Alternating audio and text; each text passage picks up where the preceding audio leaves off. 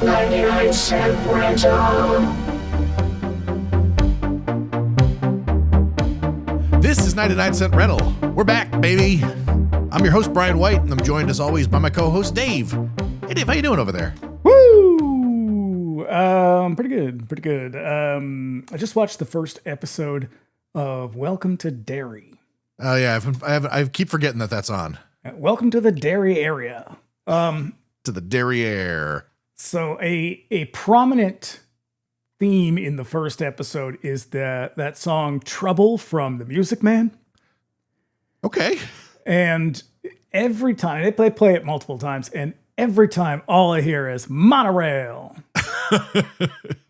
Is there a chance the track could bend? Not on your life, my Hindu friend. It was all I could think, and it just repeats. It was an all right show so far. I'll give it another chance. I mean, lot of dead kids. For an opener. Yeah.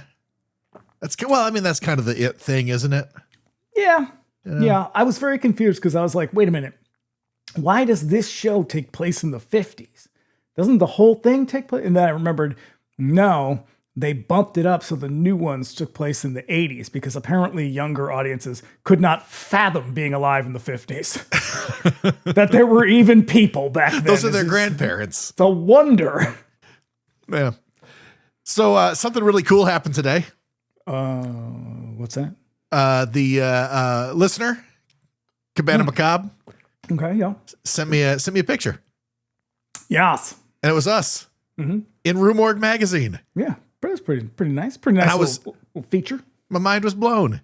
Yeah. And then when I was like, wait a second, what? She was like, hold up, did you not know this? No. I was like, no, they did not tell us. It was unsolicited. Completely unsolicited. It was a nice little blurb about it. So 500 words in the sidebar there. It was very nice. I liked that they keyed into our beef with Siskel and Ebert. Mm-hmm. Long-standing, eternal, really. A tradition, a timeless tradition here at the podcast. Yep. Yeah, that was very nice. It was a very, very nice thing to say. It made my day. Maybe it made my week even. Wow. Because it's been a very exciting October.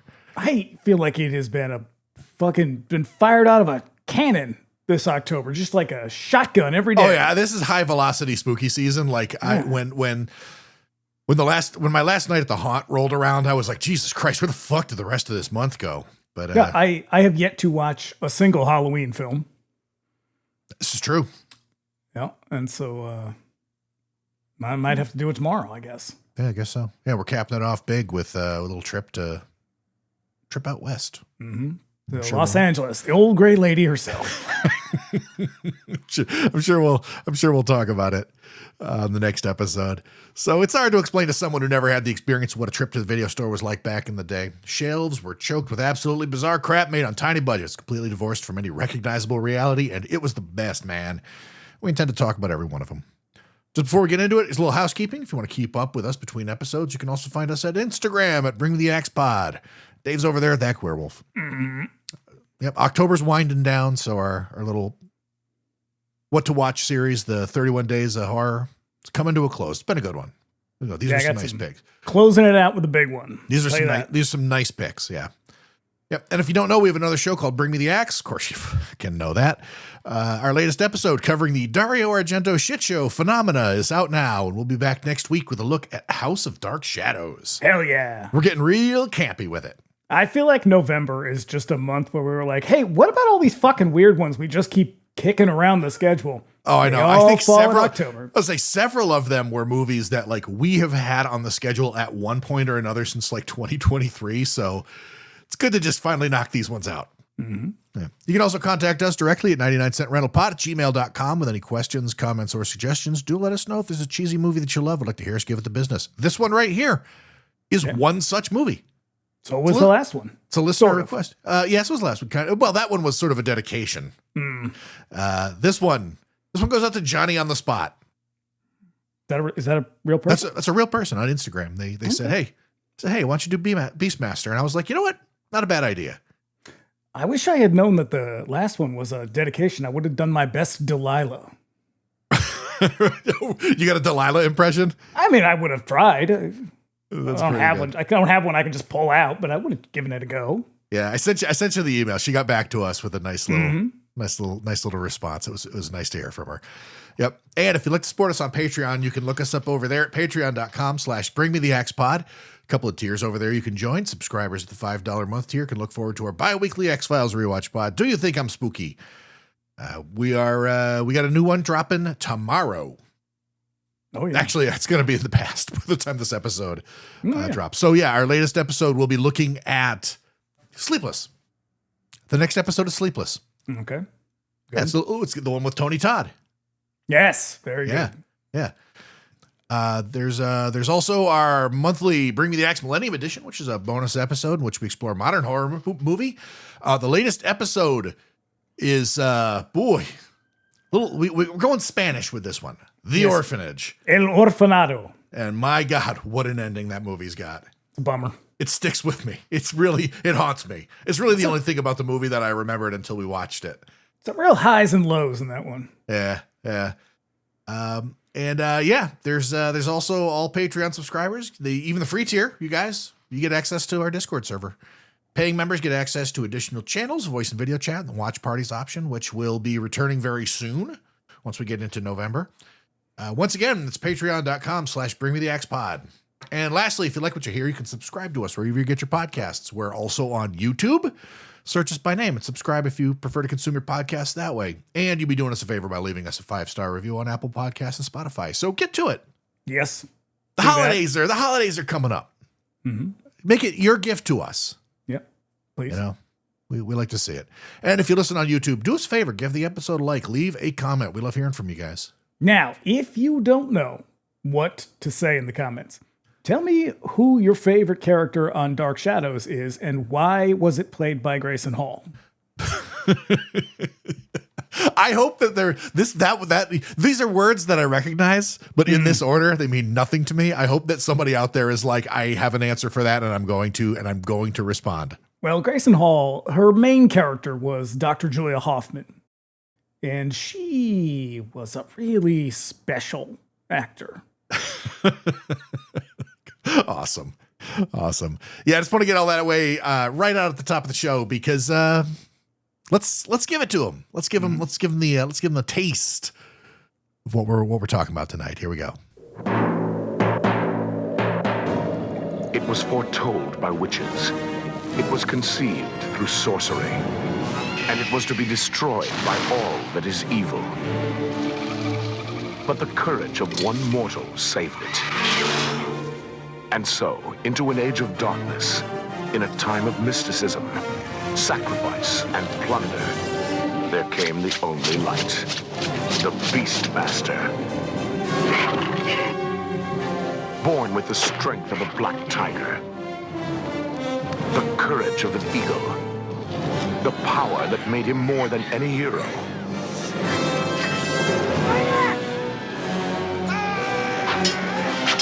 More than any lover. He was lord and master over all beasts. He was the Beastmaster.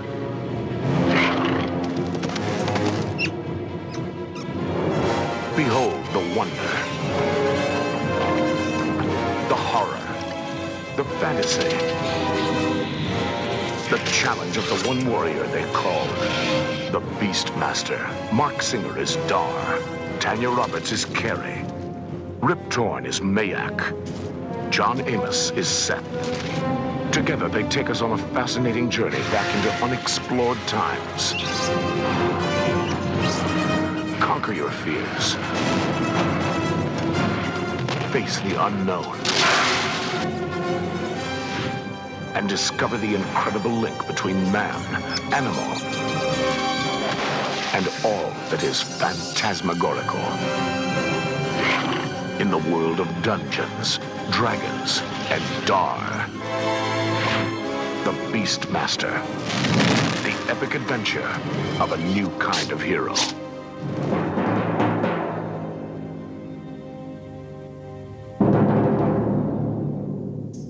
Say, how many ways can they tell us he's the Beastmaster? Let's find out. Whole bunch of them. Yeah, I'll tell you, that's an exciting trailer, man. It's tantalizing. I would definitely be very excited about that movie if I saw an ad for it, if I saw a trailer for it. Yeah. Well, Don Coscarelli is a man with a lot of ideas. I know. A lot of them. There was, I think when I put this on, I was watching this, I texted you and I was like, Jesus Christ, this has the same sort of dreamy flow that Phantasm has, where it's like they just kept coming up with shit and then going, oh, let's shoot that. Well, I would argue that this is very much like Phantasm in almost every way. Feels like it was written by a 13-year-old boy for 13-year-old boys. Yeah, I get that. That's kind of the whole like sword and sorcery thing, though, right? Mm-hmm.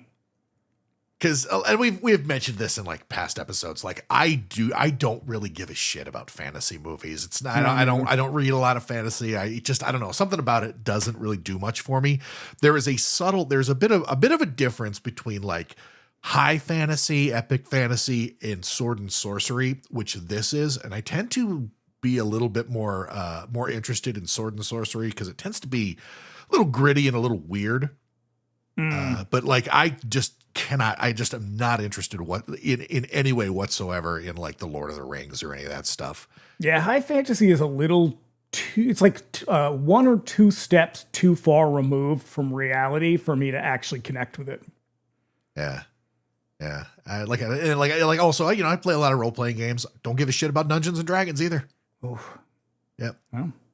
But I am very interested about this period of like adventure and action movie filmmaking, because in 1982, sort of in the same way that 82 was like the high watermark for the slasher movie, like 82 was the high watermark for the fantasy sword and sorcery kind of movie. And I'm not really sure exactly why it was, because there were a few that came out in 81, but none of them were really big hits. Like in the sort of way that kind of sparks a sensation that like a whole bunch of other filmmakers kind of scramble to make their own version of that movie. Like when Star Wars came out, all of a sudden there's a million people trying to make their sort of like epic space fantasy movies in the same way. And some of them are good and most of them are not. When did He-Man premiere? Was it 84? 82 85? was He-Man. Yeah. So, I think that probably has something to do with it as well. So there's that. Cause like I looked at it, I was like, was it Hawk the Slayer? I think came out in 81. Deathstalker. Deathstalker. I think was also it was a little later on. I think that was 83 or 84. But what was the other one? Oh, Dragon Slayer came out in 81 as well. But like again, like not a big sensational sword and sorcery movie, and none of the ones that came out in 82, with one notable exception, were terribly successful either. So it's a very strange sensation. Dungeons and Dragons was something that was sort of entering the headlines as this sort of the new moral panic, but also it was sort of becoming a sort of sensation among nerds. Put a pin in that. Yeah, we'll come back to that a little later on, but let's explore this shit a little bit, shall we? Yeah. So the year was 1982, year of our Lord. Here were some other sword and sorcery movies released that year. Sorceress came out. Never seen it. Nope. It's a Jack Hill movie, so it's like real sleazy. Gotta be super sleazy. How do you think Torchy's figures in? No, that's Walter Hill. Jack Hill is Switchblade Sisters. Switchblade Sisters, yeah. Though I'm kind of surprised Walter Hill never did this. Yeah. There's also The Sword and the Sorcerer, which was Albert Pune's, I think his first feature. It featured a guy with a sword that also shoots little swords. Nice. Yeah. I would expect nothing less. Ator, the Fighting Eagle came out. I've seen that one. It's pretty garbage. And then Jim Henson's The Dark Crystal came out in 82. I like that one. I haven't seen it in a while, but I remember enjoying that one quite a bit. And capping it out, Conan the Barbarian, which is probably the best of the bunch, and a fucking massive hit, the movie that made Arnold Schwarzenegger what he is. Yeah. Yeah. Good movie. I have not seen it in probably 30 years. It's got a kick-ass soundtrack. That it does. Basil Palladors. Yeah, it's got really, really badass action scenes. James Earl Jones is the villain. He's fucking awesome. Yeah. Hella movie, that one. Mm-hmm. So our director, Don Coscarelli, back again. Yes, once again, back again. Guess who's back? This was his first project following Phantasm, and what a project to pick. I personally think that fantasy and sword and sorcery are where it's at for Coscarelli. It's kind of weird that he didn't make any more, but then again, judging how this production went, I can kind of see why maybe he didn't go there again. Yeah, it sounds like it was a fucking nightmare. Whoa. He is very, very clearly read up on the material, though. Like, he constantly is like referencing his favorite shit in Phantasm. Like, this is him just going like, oh yeah, like I know the material, man. I think, well, I mean, the whole thing about Phantasm was that like he did what a lot of people did, which was, I want to make a movie. What's the cheapest and easiest thing to pitch? A horror movie. So he's not really a horror movie guy. He's sort of a sci-fi fantasy guy who got a little bit pigeonholed. I feel like Stephen King's the same way. Yeah, like in the same way that like John Carpenter did the same thing. Like a lot of filmmakers did. Toby Hooper did it too, where Sam Raimi, where they're all like, we wanted to make movies, but we know that we needed to sort of like step into it. So we fell back on something that was cheap and easy to make, and we made a horror movie.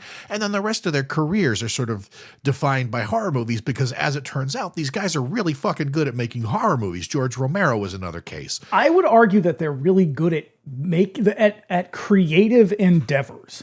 And it just so happens that the first one that hits is a horror movie. And so they kind of get stuck because everybody after that is like, hey, you made a really good horror movie. Just make another one. And they were like, well, fuck, I want to make more movies. Yeah, because each one of them has sort of like branched out to try to do something else. For the Love of the Game, Music from the Heart. And they don't really, that terrible Invisible Man movie starring Chevy Chase for some reason. Yeah, they don't hit. And so they go back to horror. In the case of Don Coscarelli, I don't think it really applies because after this, he just makes Phantasm movies. He writes books too. And he writes books, but he just keeps making fucking Phantasm movies. And that's what he's known for. He's the Phantasm guy. Plus Bubba Hotep, plus John Dies at the end. I think both of those movies are actually pretty good. But the Phantasm sequels, I like the first couple of them mostly because they're very, very silly and they've got a really crazy imagination. But but make no mistake, they're not good movies. No, I think Don Coscarelli is, I don't mean this as a slight. I think he is kind of a poor man's John Carpenter. In that John Carpenter is an extremely creative person with a shitload of ideas and the technical know-how to pull it off. He also, I think, is able to edit himself a little bit.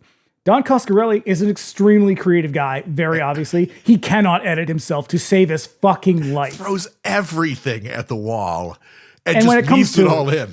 Yeah, and when it comes to like actually making the movie, he's fine. You know, he's a fine director. Oh, yeah. Yeah. Like, I mean, the thing is like this movie is stupid as hell. Yeah. I mean, like, John Carpenter is an insanely talented man. I think Don Coscarelli is someone with a lot of great ideas.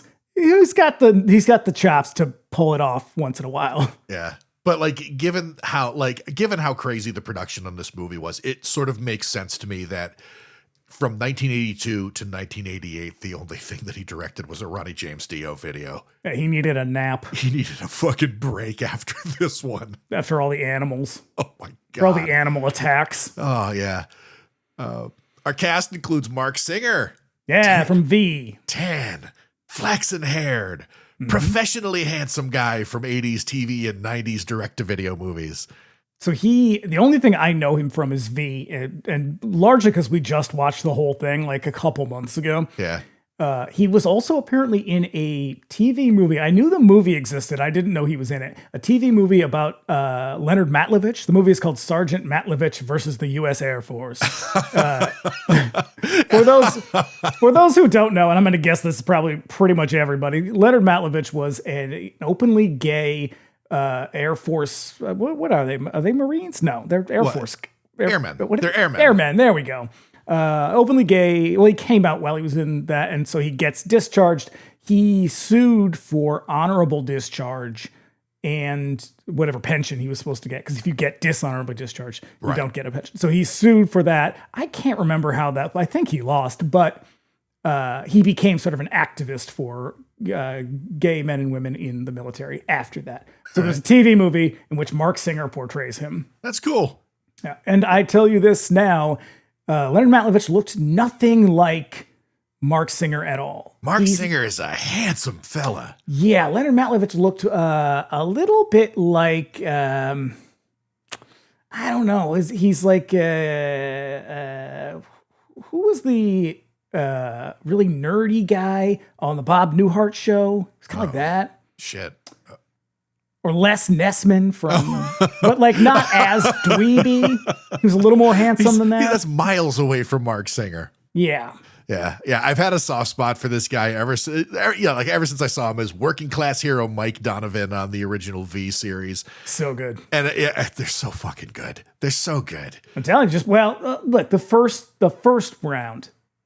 No, I don't know. I enjoy it all the way to the end. I think it is so goofy as hell, but yeah, fucking fantastic. I even broke my no Amazon rule in order to get the second collection because I couldn't find it anywhere else. I need it right now. I mean, look, I just finished the first Son and I needed the rest immediately. Yeah, I also think fondly recall him from a really goofy Predator ripoff for sci-fi called High Desert Kill. Yep. And a starring in 2 cult 80s projects wasn't enough. In keeping with many of the stars featured on Bring Me the Axe, Marc also has soap opera credentials. And Dallas. And Dallas, yes, with a couple dozen episodes of The Young and the Restless. I love how that's kind of becoming a thing with this show. Look, you can always trust a soap opera actor. They're going to get it done. They're going to get it done in one take. Every time. Yep. We've also got Tanya Roberts. Midge. Yeah, depending on how old you are, you know Miss Roberts from her jiggly role in Tourist Trap, the last of the blondes on Charlie's Angels to replace Farrah Fawcett, or Donna's mom on That 70s Show. Mm-hmm. Yeah, she also has the distinction of being the last of the Roger Moore Bond girls in A View to a Kill. Is that a distinction? I don't know. I mean, they're not the George Lazenby Bond movie, so I guess that's something. I don't know. Roger Moore is like a lot of people's favorite Bond. I think those people are insane. But yeah, I like Roger Moore. I just don't like Roger Moore as James Bond. I actually don't like James Bond. I don't really fucking give a shit about James Bond, but I'm Sean Connery forever. He was a real piece of shit. Yeah, he was. But you know what? Hell of a Bond. That's true. The role of Kiri was originally intended to go to young Demi Moore, but for whatever reason, the producers insisted on Tanya, and she's doing her best here. Also, that producer, Dino De Laurentiis. Was it Dino De Laurentiis? Because I thought that because he was a producer. He comes around later on because he liked this movie and was like, "Hey, Don Coscarelli, we're making Conan the Destroyer." I thought he was connected to this one too. I don't think he is, but I have to go look. I mean, I looked it up. It's a producer who I don't know. But he went on to be like the director of the Beastmaster sequels. Yeah, and rounding out our cast, Rip Torn, an old school. What a fucking name. Rip Torn, right? That's got to be a pseudonym. I did not stop to look, but that's got to be a pseudonym. I bet he was an asshole. He seems like he was an asshole, doesn't he? Doesn't he seem like an actor of that age? I do not know. Okay, no, his name was Elmore Rual Torn. So Rip Torn. I mean, he's like that kind of guy who would yell at a waiter. He's that. You're very judgy of people. Doesn't he just have that look about him? Okay, he does kind of have a like a rough guy vibe about him. Also, I'm judgy of Sean Connery because he beat women. Well, no. I mean, just you could. What was it like? What was it on? What was the episode that we did just recently? And you were like, "Oh, he looks." With Mickey Rourke, we were talking about Mickey Rourke, and you were like, he looks like a MAGA guy." And I looked it up, and he's like a gigantic liberal. No, turns out he's not. Yeah, but back to he just looks like a MAGA guy. It was just a comment. All right. He's an old school actor going back to the time of television when programming existed on shows like The Alcoa Hour, producers of Fine Aluminum, also the Kaiser Aluminum Hour, and the United States Steel Hour. Never made it on the Winston Cigarettes Hour, huh? No. It's the big time. No, and then staying firmly in the made-for-TV arena until the 80s when he started making regular appearances in feature films, just letting it all hang out as the villain in this here picture. But probably sticking out to listeners of this podcast, more familiar fare is Walter Hill's cartoonish tough guy picture, Extreme Prejudice, and the extremely bizarre Tom Green feature, Freddy Got Finger, and the basic cable staple Dodgeball. He's also in Dolly Dearest. Is he? Mm-hmm. God damn, all right. So we got a couple of taglines here. Here we go. The epic adventure of a new kind of hero. Not bad. Gets the job done. Is he a new kind of hero, though? He is kind of a new kind of hero, you know, because he talks to animals. He's Dr. Doolittle, but with like a sword and like ripped pecs and abs. Yeah. I mean, I never saw Dr. Doolittle without a shirt on, but I'm assuming he did not have. That's a very different Dr. Doolittle. Yeah. And then we got born with the courage of an eagle, the strength of a tiger, and the power of a god. Beastmaster, check it and see. And then lastly, it is an age of sorcery and savagery, of brave deeds and bloody battles. It is the age of the Beastmaster. Ooh. Yeah, it's from some one-colored daybill that I found. I like that one. Okay. Yeah. So this here movie was loosely adapted from the novel of the same name by Alice Norton. And when I say loosely, I mean loose as fuck, baby. Yeah. Movie is an adaptation in name only. The original novel is a science fantasy piece about a Navajo soldier on another planet that can speak to animals altered for telepathy. Yeah, his name is Hostine Storm. Yeah. I bet that movie gets real racist real quick. You know, it was written in the 50s, but at least he's not like broadly an Injun. So like, that's true. Maybe there's something there. I don't fucking know. It's hard to silver lining a potentially racist plot line. For all I know, it very well could be. I tend to look on the bright side of things, and I kind of hope that Alice Norton didn't go there, but who knows? Yeah. It's 1959. 1959, yeah. So Coscarelli said it during this sort of Bronze Age thing, being a fan of old dusty sword and sandal movies, which were movies set during the Bronze Age. Greek heroes and biblical epics starring oiled-up muscle men of old. Movies about Hercules, Samson, and Goliath. Primarily produced in Italy, they're also known as peplum. Mm-hmm. Yeah. I don't care for these. Don't care for these films. The only ones that I like are the ones that are on Mystery Science Theater. What's that? Samson and was it Samson in the Underworld or whatever? What's the one that Mario Bava did with Steve Reeves? That is Hercules in the Underworld? Yeah. I like that one. Yeah, that was pretty good because it's Mario Bava. Mm-hmm. It's extremely colorful. Yeah. When Norton was shown the final product of Coscarelli's movie, she asked for her name to be removed from the credits. I get it, girl. Though she was only originally credited under her pen name, Andre Norton, because such was the curse of being a woman who wrote science fiction. Or anything at all, really. Mm-hmm. See also S.E. Hinton, Vernon Lee, etc. Budgeted at $9 million. This poor thing. Damn. I know, right? I mean, that's a huge step up from Phantasm. What's Phantasm? Like $300,000? $18? Something like that? $18 and a sandwich. Mm-hmm. Yeah. $9 million. Fucking poor thing netted only $14 million. Turning a profit, but just barely. Yeah. It's kind of amazing that it resulted in not one, but two sequels. There's also Beastmaster, Through the Portal of Time, where Dar goes to 1990s Los Angeles to stop his other brother from stealing a nuclear bomb. Okay, I'm listening. I know. Yep. And there's Beastmaster 3, The Eye of Braxis, which was made for TV, not to mention an entire television series produced in Australia for syndication. That was on, there's like 100 episodes of it. I know. That's insane. Yeah, there's like three or four seasons of it. It's crazy. Like I remember sort of hearing about it, but like, Who bankrolls that shit when they just do it for syndication? I have no clue. No idea. You know what the first show for syndication was? No. Mr. Ed. Really? Mm-hmm. And then it got picked up by CBS. Everybody loves Talking Horse. I do. Just bought the whole series on DVD. The complete Mr. Ed. Not on Blu-ray, on DVD. I have very nearly bought the complete Night Gallery on DVD, but every time I look at it, I'm like, ooh, it's DVD. I can't do that. I don't know why. I'm just a snob that way. I got to get over it. Well, if you want your Mr. Ed, sometimes you gotta compromise. Yeah. Like a lot of box office flops and underperformers, Beastmaster found its audience on cable. Really did. HBO played it so often that Dennis Miller joked that it stood for, "Hey, Beastmaster's on." And it played Dennis Miller. God damn it.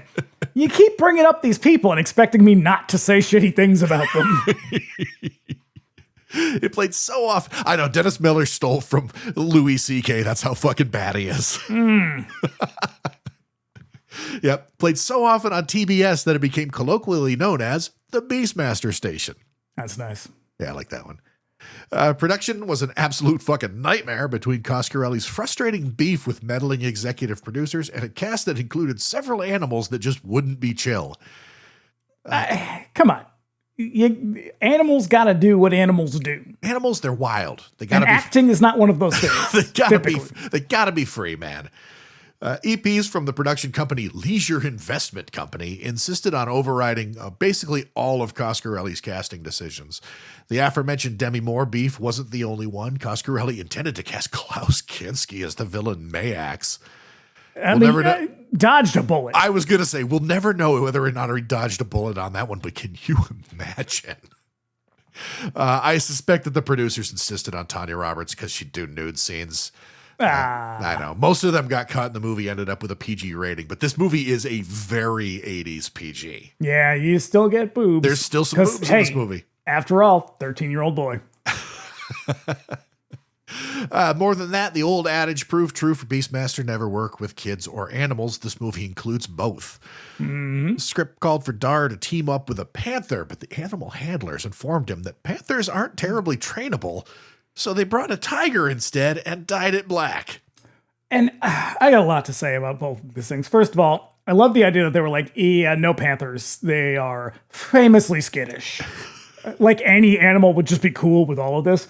And this poor tiger, it just looks like they rolled him in a printer toner. Yeah. Yeah, there's four tigers. You can tell that he's just a regular tiger. Whatever tiger. Oh my God. I know. Every time that I write, in my notes, I write panther, I have to fucking backspace because I wrote tiger. I just could not get used to calling the thing a fucking panther because it is very obviously a tiger, down to the fact that you could see the stripes around its mouth in most scenes that it's in. Yeah. Yeah. It's like because it kept licking its fucking chops and the dye would come off. Yeah. It's like they just took a Sharpie, just colored him in for this poor thing. Because he's just he's just an innocent tiger. Just an innocent tiger. Yeah, because of the tiger's unpredictability, they couldn't have the tiger on set at the same time as the child actors. So it's the way that this is phrased in whatever I can't remember where I read this, but the actor who played the young deposed prince wasn't allowed to be on set at the same time as the tiger. Now I'm dying to know why that is. Did they have a fight? Did they just break up? They just didn't get along. Couldn't be the phrasing. Same room. Yeah, the phrasing is just they had a small business together and the whole thing just fell through. Turns out owning a bed and breakfast is really hard, folks. Egos are raw right now. Yeah, for some reason it was totally okay for a gigantic fucking bear to be on set with a child, though. Well, especially a gigantic bear that had mauled the trainer. But they had no choice because, according to whatever the hell I read, he was the only bear working in Hollywood at the time. Really? The only bear working in Hollywood? I bet he got tons of work, though. He could even maul a trainer. How is that for privilege? I wonder, how you kind of look up, this dog was also in this movie, and that movie, and that movie. I wonder if this bear's got an IMDb page. Just gentle Ben the whole way down. Episodes of Grizzly Adams. Mm-hmm. Bet you he didn't maul Grizzly Adams. Well, I bet it was the other way around. Fucking Grizzly Adams is too chill. He's too busy smoking. Too smooth. The bear went nuts, attacked its handler, sent the rest of the crew scrambling for cover. The handler had to be taken to the hospital. I mean, I get it. Bears are enormous. This one is humongous. Mm-hmm. And when it rears up and it's got blood on its mouth, I'm like, is that the handler's blood on its mouth? I have a lot of thoughts about the bear's performance. I really appreciated it. What would you do if that bear was coming at you like that? I would get the fuck out of its way. They're so big. They're so huge. But you know what? Also kind of cool. Like I like a bear. I love bears. They got round. They got those funny round ears. Great. Yeah, you know. My favorite is the spectacled bear. I didn't know you had a favorite bear. I do. Spectacled bear. All right. The ferrets, which I keep calling marmots in my notes all the way to the end, are also untrainable. Very strange that you were like, hey, these must be marmots. I wouldn't know what a fucking marmot looked like if you asked me to describe one. Here's why I called it marmot, because I could not remember the word ferret while I was writing my notes for some reason. And I remember in The Big Lebowski when the nihilists come in to the dude's place and they throw a ferret in the tub with him. He looks at it and goes, "Nice marmot, man." And so that's why that's my train of logic right there. Okay. Yeah. They had to be lured around with food. And also the hawk wouldn't fly on cue. According to legend, they had to drop it out of a hot air balloon. Now, I do not believe this legend because I know one thing about hot air balloons, and that is that you cannot control where they go. Also, how do you drop a bird out of anything? I don't know. I would imagine that they just kind of picked it up and heaved it off the side. Fucking chucked it over the side. So with the hot air balloon thing, I just imagine that they kind of tethered it near the set. We're just like, "Ooh, heave ho, here you go, bird, go." Oh God, hot air balloon. It's dumbass idea as a hot air balloon. You know, it was tradition to carry a bottle of champagne in the hot air balloon because every time you land, you crash land wherever you land, which might be someone's front yard. Yeah, there's a series of episodes about hot air balloons on the Failure to Launch podcast that are really fucking funny. Ooh. Yeah. So where'd the press end up on this one? Well, they were about as confused as I was. Let's start with my hometown paper of record, the Boston Globe. The old gray lady. Old gray lord. The Beastmaster is easier to watch than Conan. Although it is violent, the violence is not graphic and is never glamorized. The plot moves faster, and the overall tone is lightly self-mocking, without the Teutonic ponderousness of its pricey trash saga predecessor. What? John Engstrom. John Engstrom, a little too wordy for a review of The Beastmaster. Really, really kind of concerned about the violence in Conan the Barbarian. I mean, it's a violent movie, I guess. Sure. That doesn't glamorize it. I'm like, it kind of does. The fighting in the movie is kind of gnarly. Yeah, I mean, it's a fucking fantasy movie. It's like sword and sorcery. It's right there in the fucking genre. My favorite of all of these reviews came from my boy, Vinny Canby. Oh, yeah. The movie, which is neither better nor worse than Conan the Barbarian, stars Marc Singer as the preternaturally purloined prince. What? God, Vincent, cut it out. Dar. Just bring it down. Take it down a notch. It's Prince named Dar, who looks as if he lifted weights a lot, but hasn't as yet overdone it. I cannot stress to you enough. Vincent Canby's review of this movie was basically just like, this is a movie about a guy who talks to animals, swings a sword around, and looks like maybe he works out a lot. You might like it if you like those kind of movies. Anyway, I gotta go. Bye. It's like a paragraph long, and you could feel him seething. Like, who fucking sent me to see this movie? So he's so upset was he that he just had to assault you with a brutal alliteration right at the top. Well, he wasn't the only one. The Gene Genie didn't like it either. Okay. Just about anything you can imagine occurs in the first two reels of The Beastmaster, the latest entry in the sword and sorcery sweepstakes. Unfortunately for viewers, that is too much of a base to build upon, and The Beastmaster goes nowhere after that and gets there quite slowly. But okay, you know what? He's not wrong. This movie is long. It's about a half an hour longer than it needs to be. Yeah. Maybe 40 minutes longer. So that was Monsieur Siskel. But Kevin Thomas from the Los Angeles Times, which you might remember, Kevin Thomas fucking loved Phantasm. So much so that he saved it from getting an X rating by calling it a favor. Yeah. So I expected glowing review of this. Is he disappointed? Not disappointed exactly, but here we go. Possessing much scope and unflagging vitality, I don't know about that, the Beastmaster really transports us to a remote time and place. It lacks the wit of Conan with its sophisticated production design. Still, the sword and sorcery fans for whom the film is so clearly intended aren't likely to complain.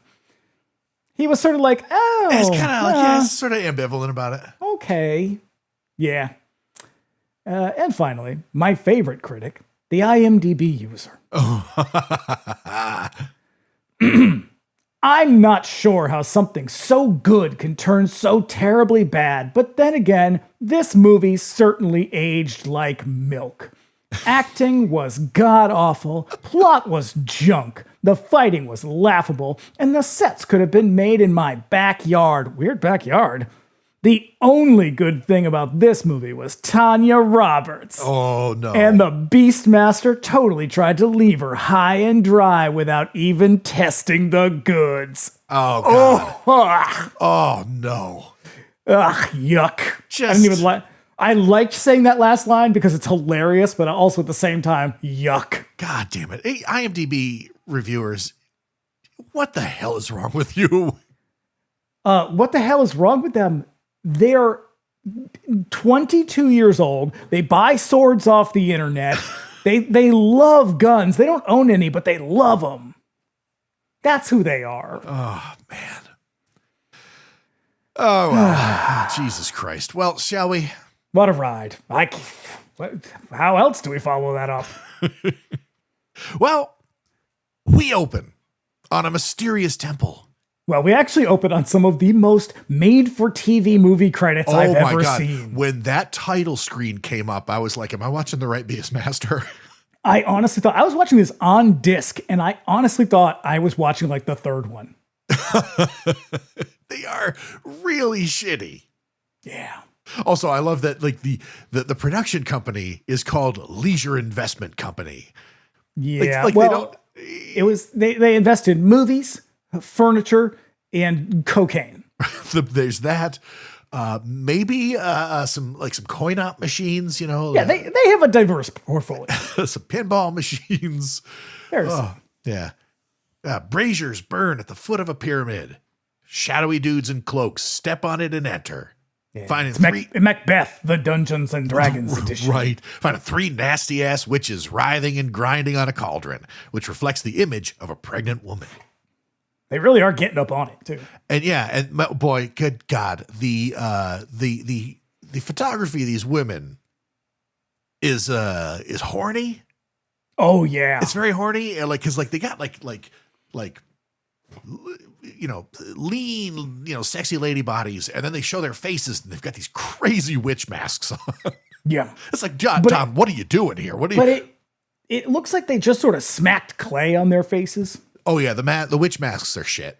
So I was watching the 4K from Vinegar Syndrome. The transfer was done with using the interpositive because the original is right. Because apparently the original negatives are fucking missing because they left it in a house and then the house was sold. What did the previous transfers of this film look like? Because this one for 4K does not look that good. No. The version that I watched was also sourced off of the Vinegar Syndrome one, and it is I'm sure that they did their best to restore it, but it was a pretty battered looking movie. Yeah. But I will say this,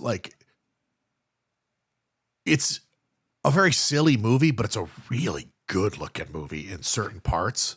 So that is what I did not capture in any of the reviews, is that nearly every review I read points out that while the movie itself is kind of dumb and silly, the locations that they use and the sets they all feel very authentic to what he's going for, despite the fact that they are just in Los Angeles. Yeah, it's all around LA and Arizona and shit. Really fucking great locations. I am going to rave like a lunatic about the way that big sort of epic showdown battle is shot, because holy shit is that incredible. But yeah, it's kind of getting there. It takes a little bit of work. Oh yeah. Yeah. So meanwhile, Maax, the leader of the shadowy cloak dudes, asks these witches for a prophecy, and they declare that he will die at the hands of this lady's baby. Mm-hmm. And Maax, he has eyebrows that look like they're left over from like a Star Trek movie. Yeah. Also, he's wearing a prosthetic nose for some reason. I saw this and I was like, that can't really be his nose. I like went and looked up pictures of Rip Torn and was like, why does he have this strange nose prosthetic? What does this bring to the role? Yeah. And it's not like he's a monster or not like a creature. He's just a fucking guy. Mm-hmm. Maybe they thought it made him look more villainous or something. Like, I don't know where they're going with it, but like, it seems like such a random detail to just throw this thing on this guy's face. Yeah, he is extremely strange looking. Yeah. So he scoffs at this prophecy when in walks King Zed, father of the unborn baby. Bit of a dick. King Zed sucks. Fuck this guy. At the end, like, I'll save that. But yeah, he's been told that Maax is planning to sacrifice a child in some magic ritual and that he banishes him. Maax has no intention of leaving, though. His shadowy cloak dudes prepare these golden chains from their waists and use them to hang themselves in front of the king who has Maax taken away. I mean, what's the objective here? So what is it? What was his name? Hassan Asaba, the leader of the Assassin's cult during the Crusades. He would do shit like that to sort of demonstrate the resolve of his soldiers, where he'd be like, hey buddy, go jump out that fucking window and die. And his guy would just do it. You know, then I'd be like, okay, now you've made it even easier to have you dragged out of here. I know. As they take Maax away on horseback, yet another shadowy dude in a cloak sneaks up on the king and his lady as they sleep, pour some blue glowing liquid on them, which seems to paralyze them. And then the shadowy dude removes their hood, and it's one of the witches, I guess. Is this when they sneak the cow in? Yeah. And is Maax the cow? No, the cow is just a cow because they got to transfer the baby into the cow. I think Maax might be the cow. Like he shapeshift? That cow gives a very knowing side eye. All right? Yeah, they do some magic shit that transfers the unborn baby into the womb of the cow, and they steal away into the night. Also, if you want to be sneaking about, it seems counterproductive to drag a cow into this tiny hut. A gigantic big-ass cow? Because I don't know much about cows, but I do know one thing. They are very large, and they are not subtle. Nope. No, they just be clomping around all over the place. Mm-hmm. Yeah, sometimes they got a cowbell on them. That's right. But you don't even really need the bell. You'll know that they're there. Just have a heavy presence. Mm-hmm. So once away, the witch cuts the cow open, takes out the baby before a roaring fire. She brands the baby with a branding iron and is about to sacrifice it when along comes some random dude who throws a knife at the witch, killing it, or so it seems. Looks like Eric Idle. Looks like a chunky Eric Idle. Yeah. He recovers his knife and the cloak drops down to the ground empty.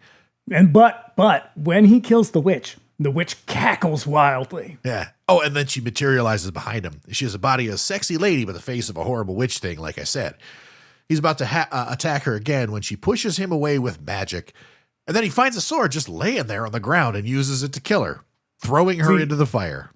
I underestimated Eric Idle quite a bit because I was like, there's no way this guy could take down a witch. Takes down a couple. He's a capable fighter. Mm-hmm. He's a capable fighter. And luckily, this is a fucking like medieval times, a Bronze Age. They just got swords laying around all over the place. That's true. Yeah. So he rescues the baby, takes it to some medieval village where the people bum rush him to see what he has. And then he presents the baby to their amazement. And they're like, oh my God, a baby. Why are they so excited about this? I don't know. It's like when I worked at the shelter and our boss had a baby and he was brought into work one day and he's like bringing it around and he comes into Laura's office where I was sitting there and we're both kind of like, oh, it's a baby. Oh, okay. Do we have to watch our mouths around it? Ugh. So now some years later, the baby is now a boy and the guy who rescued him trains him how to fight with a sword and gives him the crazy boomerang knife that he had before. That's Billy Jacoby. Billy Jacoby. What's he from? What do you know him from? I know him from just one of the guys. He's just one of the guys. He's in, what's that birthday movie made at the same time as Pieces. He's the beginning of that. Oh, he's in shit. We fucking did Blood Rage. No, not Blood Rage. X-Ray. He's in X-Ray. That's the fucking movie that he's in. He is? He's the guy. He's the kid. Right. That's the one that was shot at the same time as those movies were shot at the same time. The one I'm talking about. Something Birthday. Bloody Birthday? Yeah. Happy Birthday to Me?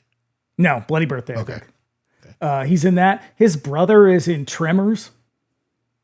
Oh, that's right. He's Melvin in Tremors. Yeah. And then I think he changed his name. Yeah, I don't know. I can't remember what it is though. I didn't write it down. He was also Blanche's grandson or nephew on The Golden Girls. All right. See, you know this kid. You know him. I do. And like you take one look at him, listener, you're like, oh yeah, that guy. Yeah. Yep. So now this kid gets a crazy premonition, tells his dad to run, just as a nearby villager is attacked by the bear that we talked about. Oh, this bear is everything to me. I am going to assume that guy getting mauled by the bear is the animal handler. And they were just like, this is good footage, man. We got to leave this in the movie. I sincerely hope so, because I think the bear is supposed to be threatening and scary, but he comes kind of like gingerly prancing out of the bushes. Have this kind of silly, bumbling vibe about them, like their nature. Like I know that like, there are very many species of bears. Like all of them are potentially dangerous, and some of them are like way more dangerous than others. But like this is just like this like really big brown bear. And those bears have this like very silly kind of Winnie the Pooh quality about them. So when this one just kind of comes stumbling out of the bushes with blood on its face, I'm like, look at him. Yeah, he's like a little bit drunk. He looks like he's about to climb on a unicycle or something. Start to juggle. He's going to drive a little car at the ballet. The ballet. So yeah, the boy, Dar, approaches the bear calmly and wordlessly, gets the bear to go away, much to the old guy's amazement. And then the old dude tells him that he has to keep this a secret, and then spouts some nonsense about the brand on his hand, which will somehow be his guide or something. But he also has to go warn everybody in the village, or like tell everybody in the village about the dude who just got ripped apart. Yeah. And he runs back to the village, and the look on his face, he looks so just undisturbed by the fact that he just saw a man get torn limb from limb. He's like smiling and leaping through the fields. It's great. Yeah. So still more years later, and Dar is now a muscly blonde hunk in furs. Yeah. The thing is I kind of have a problem with Marc Singer as this character, because like everything else is pretty rough and everybody's kind of filthy, and he is like glistening and like hairless and squeaky clean. What I do appreciate though is that unlike Arnold Schwarzenegger, who is a giant man, Marc Singer's a fairly average-sized person. Like yeah, he's got a very athletic build. Mm-hmm. He's not muscle like he's not like a bodybuilder big. He's like dude who works out and eats right big. Yeah. And I appreciate that they're like, he's not like your everyman, because who the fuck wants to look at that? But he's just sort of like, okay, it's attainable. Yeah. If you're willing to work for it. Yeah. So, his adoptive father sees him off as he goes to work into the field with his trusty dog. God damn it. Were you bummed about this? Because when this, as soon as I saw the dog, I was like, oh, Dave's probably upset about this. I was immediately, I was like, this was a listener request? do they not know you? Who the fuck suggested this movie where not one, but multiple animals die? Yeah. I'm just less attached to the other ones. Yeah, you know what? I was a little upset at the end. I was too. And I don't even like them. So the dog runs off the top of the ridge and barks to draw their attention. In the distance, they can see a cloud approaching the village, like a big cloud of dust. Back in the village, Dar's pop sees the source of the cloud as it approaches. It's a horde of bad dudes in gnarly fantasy villain armor. Isn't this basically how Highlander starts? This is how Highlander starts. This is the beginning of Conan the Barbarian. This is like classic sword and sorcery, like hero origin story shit. Is like his village got fucking murdered and now he's out for revenge. Okay. Yeah. So they ride up and attack, just riding right over his dad. And then they commence to killing and burning. And there is one person in this. What are they? The Jun? Jun. Like that? The Jun. So there's like one guy who's like the leader of them. Yeah, the main dude with the gnarly helmet. And we focus on him a bunch of times and he will become significant later. He's just fucking nobody. Yeah, because they are the most... They're this like looming threat throughout the entire fucking movie to a point where like at the end they're like, okay, now we got to go deal with these guys. But when they show up, it's like, what? Like, who the fuck are these guys? Like, what's their significance? At the very least, they build up this one menacing dude who has like the fancy helmet with the wings on the side. Looks a little gay actually, but they build him up like he's this like nemesis. You know? He's the antagonist. He's fucking nobody, and we will never find out who he is. Yeah. Yeah, it made me think of, it really, really reminded me of the mask on the Humongous in The Road Warrior.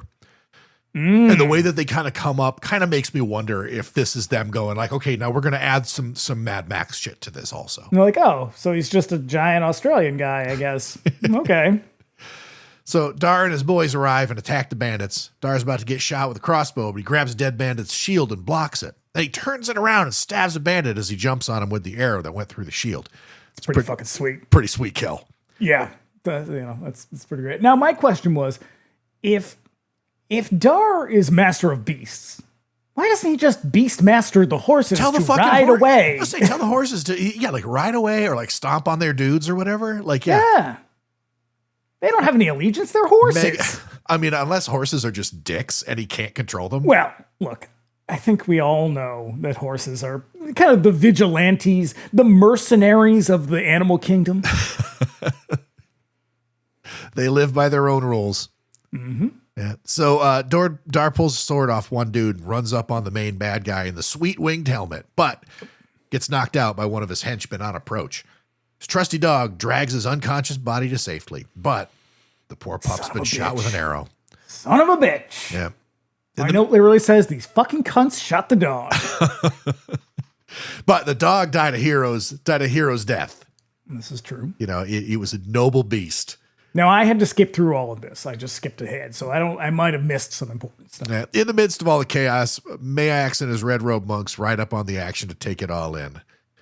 And there's a ton. Are they not like aligned with the? Are these separate entities? They got the Jun are like. I don't know. Get your shit together, Coscarelli. Fucking A, man. Like you got everything else is tied by like the thinnest thread. You could have connected this somehow. I think they're supposed to be just like the fucking, the horde from the steppes, like this just chaotic bad guy raider type things, Mongols and shit. But yeah. There's also like a real heavy Juggers vibe to this. A little bit. Yeah. A little bit. Yeah. And also fucking beautiful golden hour photography here. Mm-hmm. Like they're fighting. Who is the DP on this? Shit, I don't fucking know. Let's take a look real quick. I think it's the same dude who did Phantasm. Oh no, Coscarelli did Phantasm. Cinematography. John Alcott is the name of the cinematographer. And he did something we watched recently. Jesus Christ. A Clockwork Orange, 2001, A Space Odyssey, Barry Lyndon, The Shining. Yeah. Fucking Christ. Yeah. Very, very capable DP who worked with Kubrick. My guess is that's like where most of their money went. It had to be because, man. To the only bear in Hollywood. Money well spent because this guy can shoot a movie. Also, that bear, excellent actor. Money well spent. Later on, Dar wakes up. He's a little boozy when he comes out of the bushes, but he gets the job done. And he's the only bear in Hollywood. What are you going to do? Get another one? I know. They got to go over to like Russia and get a bear. Oh, those bastards. Later on, Dar those bears are drunk. They do it just for fun. I know. I mean, but then again, like the Red Army had bears that fought the Germans with them. So yeah, we call them berserkers. Yeah. So later on, Dar wakes up in safety, having a vision as if he's flying. He rolls over to find his trusty old dog dead, having been shot with an arrow. Bummer. Then he runs over to what remains of his village, finding only a smoldering ruin and a sweet hawk just hanging out. Mm-hmm. All the villagers have been impaled on poles. It is a hell of a scene. Dar, having pulled his people down into a big pile, lays his trusty old pup to rest with a lot of them and recovers his father's sword and boomerang knife. And when he's done, sets them all on fire, heads out into the wilderness, shirtless, with only a hawk to guide his way. Yeah. And then he runs up on a cliff and yells. And this is when he just like whipping that fucking sword around, like doing his He-Man routine. And I was like, maybe his He-Man routine would have come in handy about an hour ago. He was one man facing an army. Okay. Yeah. It's going to be that for pretty much the rest of the movie. Oh, Jesus, I know. So now we got a montage of Dar running around in booty shorts, swinging a sword around. A couple of sneaky marmots steal his bag and run off into the marmots. bush. They are ferrets. Get ready to correct me because there's a lot of marmot talk in this. He gives chase. It's quite comical, but then he gets real serious when he falls right into the quicksand. It's fucking quicksand everywhere. Fucking quicksand. It's like that John Mulaney joke. I thought quicksand was going to be a much bigger problem when I grew up. Mm-hmm. Listen, everybody, if you ever find yourself in quicksand, you have to move very slowly and very deliberately. You can't move quickly. You'll get sucked down. Have you been in quicksand? I've never been in quicksand, but I have read about what you're supposed to do if you get stuck in quicksand. All right. Just like you were reading for pleasure? I like something catches my attention and I think, what should I do if I ever get stuck in quicksand? So I look it up. Well, it's good to know. Now you know, listener. Slowly, deliberately. This is what happens when you have ADHD. You learn a lot about a lot of really dumb shit. Yeah. So as he's sinking, Dar gives them a look as if he's talking to them with his mind. And then they chomp on the tree branch to lower it so he can pull himself out. But as he does, one of the marmots falls into the quicksand and sinks in. I gotta say, these marmots are shitty friends. First of all, they run him off a cliff into some quicksand. Then they basically just laugh at him for a little bit, steal his shit. Then they're like, oh, fine. Yeah. Yeah. But Dar reaches down and he pulls him. I was like, oh no, the little guy's sinking. It's such a bummer. I got real upset again. I was just like, what the fuck? But Dar reaches in, pulls him out, and they're bros now. This is him putting together his D&D party. Mm-hmm. So he's got his highly mobile guy with the hawk. He's got his thieves with the marmots, and then he's gonna get a tank in a minute. Well, I think he is the tank. He does get a tank, but he kind of is the tank. Yeah. I guess he's the sentry. Right. So after this ordeal is over, we get to another one where he has a vision of some bandits fucking with whatever animal he's having a vision of. So he grabs his sword, heads over to the ridge to find 4 bandits fucking with a panther. Or a tiger, depending on how you look at it. Just a tiger covered with marker. Yeah. He sends his marmot buddies over and is about to attack when one of the bandits gets a drop on him and they fight until they slip down the cliff and a big old battle erupts. Okay, fun fact about tigers. Their skin is actually striped. No shit. Yeah. Sweet. Also, fun fact about bears. Polar bears, their skin is not white, it's translucent. What? Gross. Yeah. Pretty cool. That's sweet. I might pull out some animal facts a little bit later. Yes. I got some more. Fucking fun facts at 99-cent rental. Mm-hmm. So the marmots steal the crossbow guy's arrows, and Dar uses his boomerang knife to cut the panther loose, which turns on the bad guys. Now the panther is loose. Dar has another bro. Yeah. So now he's got his tank. Yeah. So now that's fair. That's fair. I'd say that the tiger is definitely the tank. Yeah. So now that the fight is over, Dar comes upon a couple of naked ladies just swimming around in a pool of water. Turns out that Dar is just a perv like every other dude. Being a real rapscallion, he sends his marmots down to steal their clothes and then stages a situation where the panther makes it look like it's about to attack. But then Dar shows up just in time to chill out and insinuate himself into a rather one-sided romantic encounter, if you get my drift. Now, this is when I was like, oh, right, 13-year-old boy. Yeah. Because this scheme screams 80s 13-year-old boys, like, and then I'll do this, and then she'll be so happy that she saved me that she'll give me anything I want. He's like, what do I get in return? And turns out he's going to just take, I guess, sexual assault as payment. Yeah, he grabs this here lady and lays the smooches on her, but she's not into it at all. No, because she sweeps the leg. It turns out that she's actually kind of a capable character, and it just that Dar's just kind of rapey. Yeah, that's the takeaway here. That's why I was like 13-year-old boy. Yeah. Oh, 100%. Not so big on boundaries or consent. Bizarre contrivances. Yeah, jeez. You could just say, hey, how's it going? Yeah.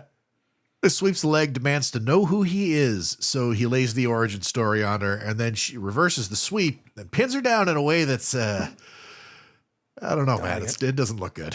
Don't like it. Hey, listener, this relationship is going to get real fucking gross by the end. Let's consider that the big twist at the end. Yeah. Oh. She tells him that she's Kiri, a slave girl to the priests of the Temple of Ar, which I think might be a reference to the Gore books by John Norman. Have you ever heard of those? That's the one that's in the Phantasm? No. Gore is it's a fucking huge, like super long series of like sword and sorcery fantasy novels that take place on a planet where men have fully subjugated women. Gross. Well, you say that, but it has a rather significant readership of women.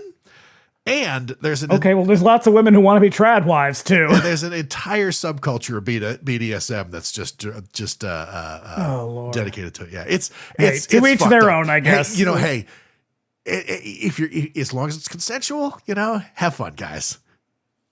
Yep.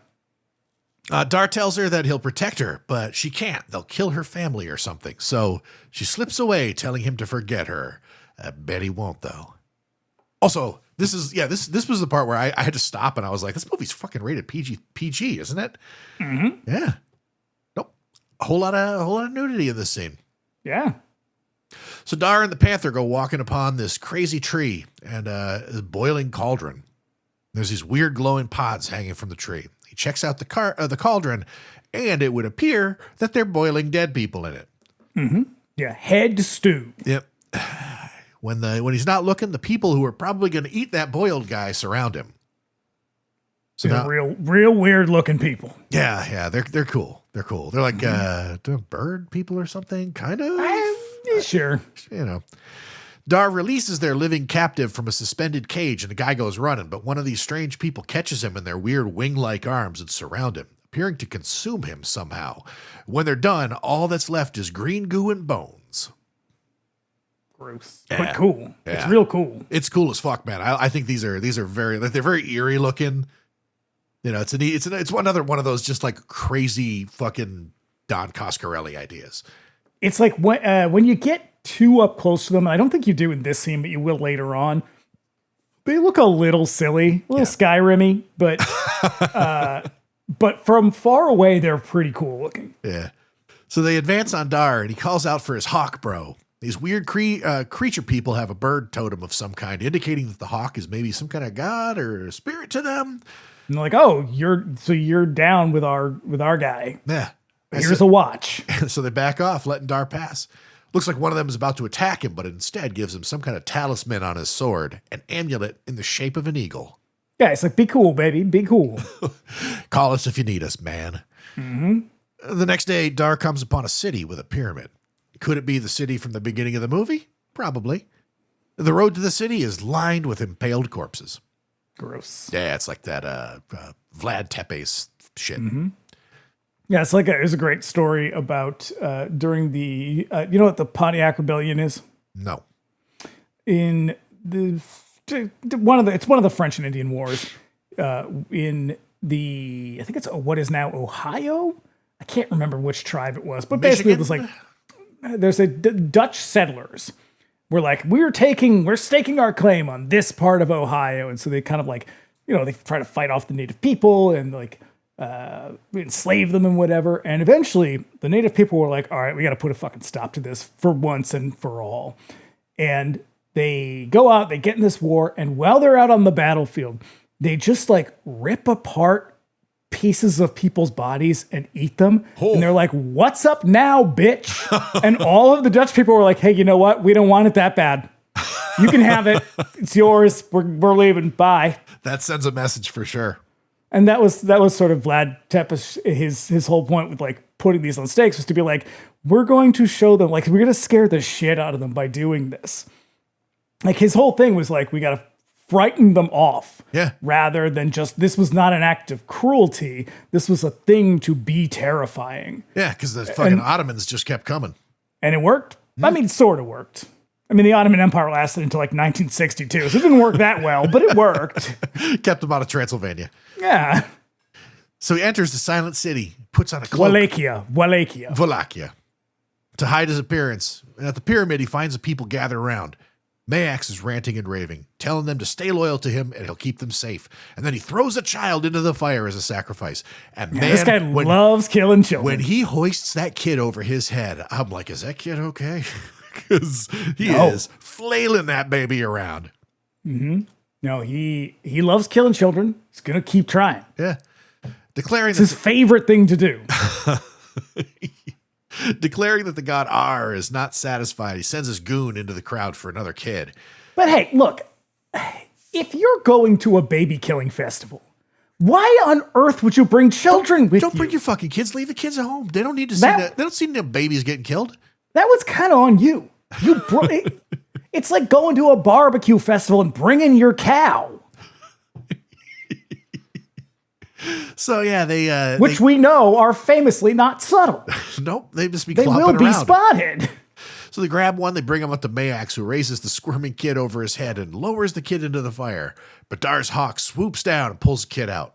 Crowd. I mean, that is a strong fucking hawk, man. That thing. Also, kind of weird that the kid, like, it's a pretty steep incline, and the kid's just sort of laying on it while slowly going down the slide. Yeah. And also, I love that the guy that they steal the kid from, this sort of slave guy, looks just like Harvey Limbeck. Oh, boy. Here, do you know who that is? It's the guy who played Barry Kupfer in Halloween 3. Oh, fuck yeah. Yeah. I know I recognize him. He does look like Harvey Limbeck. Because as soon as I saw him, I was like, that motherfucker looks really familiar. And I looked him up, and I was like, God damn it. I knew it. And he pronounces Maax as Maax. Maax. Like he's from upstate New York. Yeah. He's from the Adirondacks. Mm-hmm. So the crowd. Oh, stop. So between this and God Awful Movies would make a lot of New York references. Well, I guess I'm feeling my roots lately. Crowd prostrates. No, it doesn't. No, it doesn't. The crowd prostrates itself. Prostrates itself. You gotta leave it in. You gotta leave it in. It's rich. Yeah. Yeah. There's no way I'm cutting that, baby. The crowd prostrates itself before the pyramid, and only I can't believe you even tried. You were just like, I was so confident. Starting to sound like Vincent Canby. Yep. So yeah, only Dar stands. Kiri also happens to be there. So now in the night, Dar knocks on the door of the villager carrying a sack on his back. And when he goes in, he pulls the sack off, and it's the kid that he rescued. He returns him to his parents safely. Sacco, the kid's father, explains that Maax has been sacrificing all the kids with help from the Jun Horde, the bad guys who had the sweet armor. Mm-hmm. Now, this is when they all keep calling him the Master of Beasts. And I was like, look, if anything, at this point, he's the Master of Beast. You've seen him command one animal. Yeah. Yeah, but have they ever seen anybody else command an animal? That's true. Probably not. Yeah. It's a matter of perspective, I suppose. Well, one bear. This is true. And badly, as I understand it. Inside the pyramid, Maax tells his R priests to go and get Dar, gives them a magic ring that will help them. Also, Sacco is so pleased that he says, hey, anything you need, man, I'll help you out. I'll do anything you need. So remember that later on when he's like, I can't believe you asked me to do this. Mm-hmm. The Dar heads out into the wilderness. The priests R catch him slipping as he's washing up. Stick their hand down with a ring on it. It opens up, revealing an eye. It's pretty cool. It's a pretty cool ring. Fucking cool ring. It's a cheap effect, but it's also a practical effect, and it looks okay. It looks cool. I like it. Back at RHQ, it's always the thing about this movie that I remember is the ring with the eye in it. I get because he, just like Phantasm, he has a lot of really original ideas. They just don't always go together or make any sense. No, like I would say that like the eye ring in this movie is like this is movies like Century Sphere. You know. Okay. So back at RHQ, Maax is watching the ring, what the ring sees in the witch's cauldron, and he spots the brand on Dar's hand. Now, Maax, Rip Torn is doing so much mouth work, so much teeth work in this movie. Because they've I don't know if he obviously has like prosthetic teeth in or something, because they're kind of filed or they're slightly pointy. Oh, right. Yeah. And they, like anything, if you put fake teeth in your mouth, they're caps. They go over your teeth, and they're too big. Yeah, you have to talk around them, and you have to sort of like figure out how to speak with them in your mouth. So he constantly looks like he has dentures in, and he's sort of like can't seem to talk without like kind of like clenching his teeth a little bit. So he always looks like a little bit like Christopher Walken in Sleepy Hollow. Remember who was the guy in Bronx Warriors? Oh yes, who works for the ogre, and his teeth were always falling out. So. Yes, so he's trying to suck them back in as he speaks. Oh man. So yeah, the monks attack and they get the drop on Dar, but his panther buddy jumps down and bites the shit out of him. Nice. Chases the last monk out of the canyon, falls into a pit trap. He's about to shoot the panther with an arrow when along comes a dude named Seth and his little buddy companion with a stick. Fucking A, Seth. John Amos. God damn, man. John Amos is awesome in this. First of all, John Amos, this is how many years? We're a couple years out from Good Times. Look this up. 3 years after Good Times. He looks younger than he did on Good Times. He looks younger than he did on Good Times. Younger than he did in Roots. Yeah. That guy, look, John Amos, very handsome man. Handsome probably the best actor in this movie. But all I could see was McDowell's. They have the Big Mac. I have the Big Mick. So, he knocks the priest into the pit with the panther, and you can guess what happens next. So now, together, the three lower a log into the pit so the panther can get out. I don't feel like this tiger would need any help getting out of a pit, nor do I think a panther would need any help getting out of a pit. Jumping is kind of their thing. So, yeah. Also, famously, very good swimmers. That's right. Mm-hmm. And there is a kind of tiger, I believe in India, that will duck itself all the way down in the water and just have its little snoot above the water and wait for something to go, like a crocodile, to wait for it to come, like a gazelle or whatever comes to drink at the pool. And as soon as it comes, it will leap out of the water. That's fucking awesome. Yeah. God, more animal facts. Mm-hmm.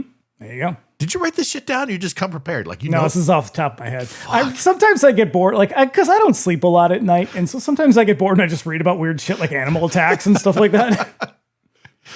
So, now Seth introduces himself and his little buddy, Tal. Man, this scene is super awkward because at first Seth introduces himself and he introduces his little friend and he pulls his friend into him.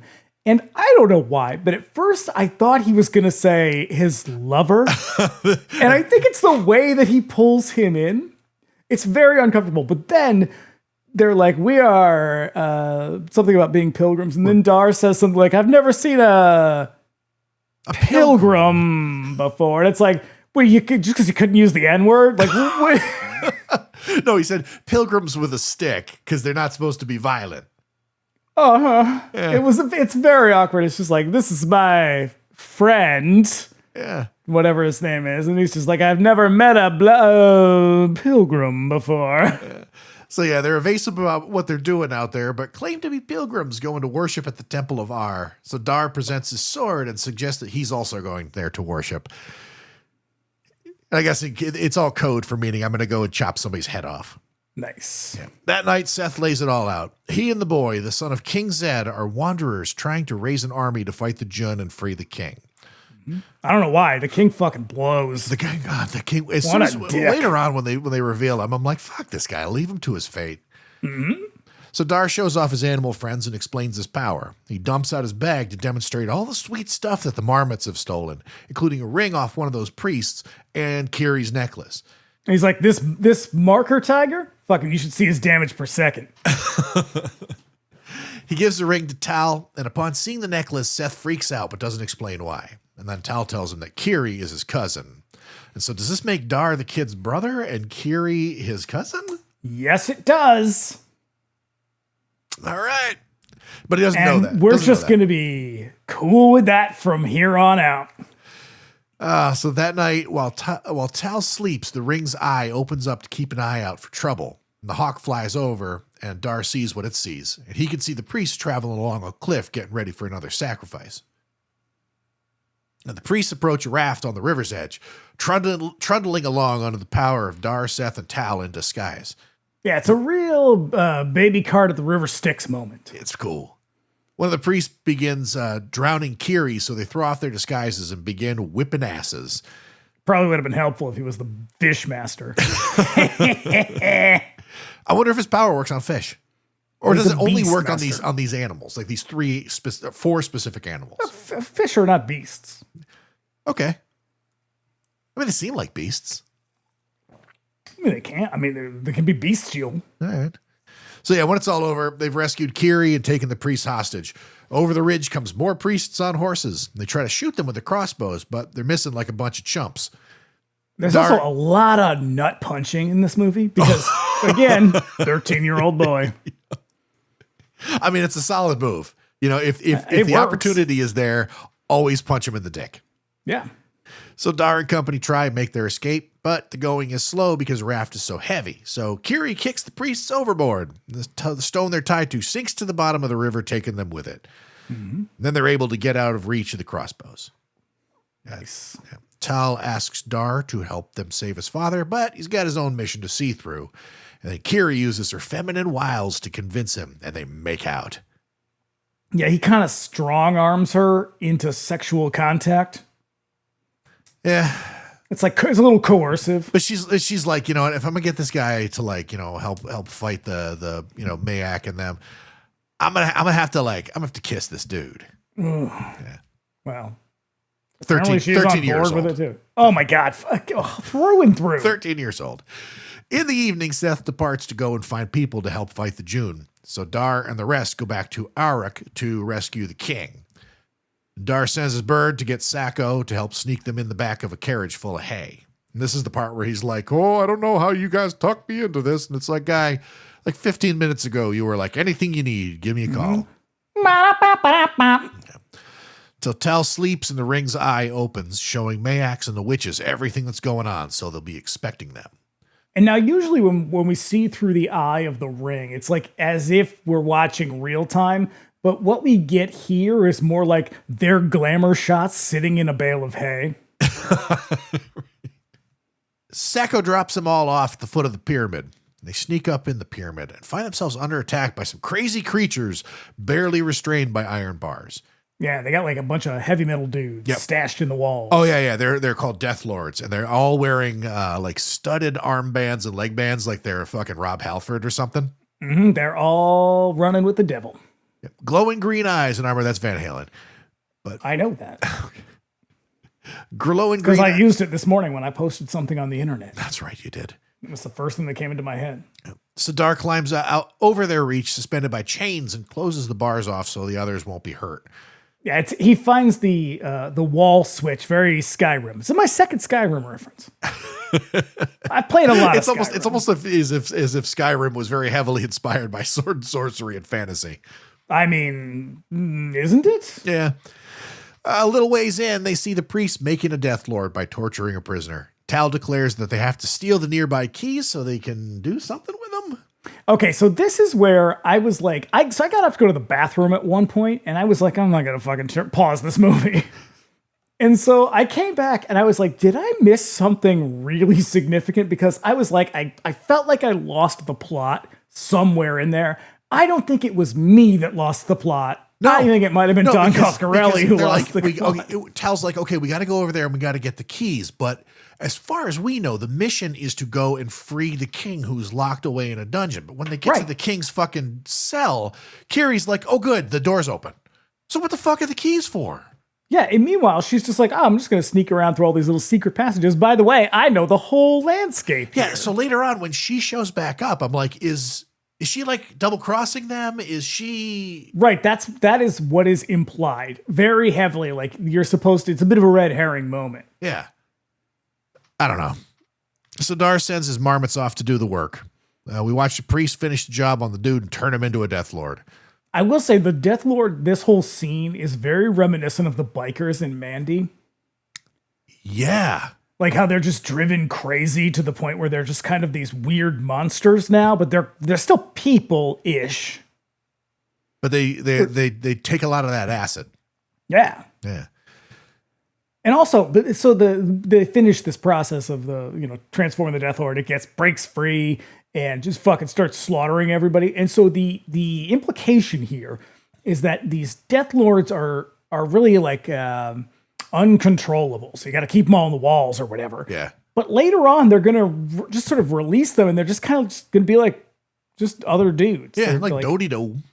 Yeah, I mean they're a little bit like the bear at the beginning.